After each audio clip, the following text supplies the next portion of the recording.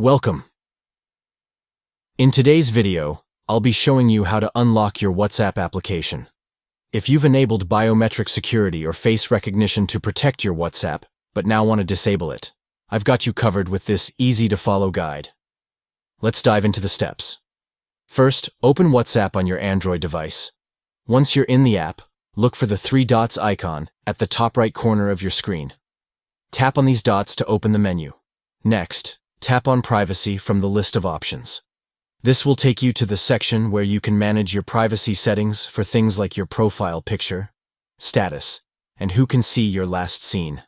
Now, scroll down a little and find the option labeled App Lock. This is where WhatsApp allows you to set up a biometric lock for extra security. Once you tap on App Lock, you'll see the setting Unlock with Biometric. To disable this feature, simply turn off the toggle next to this option. And that's it. You've successfully disabled the biometric lock on WhatsApp, which means you won't need to use your fingerprint or face recognition to access the app anymore. Thanks for watching. If this guide was helpful, make sure to give it a thumbs up, and don't forget to subscribe for more tech tips. See you next time.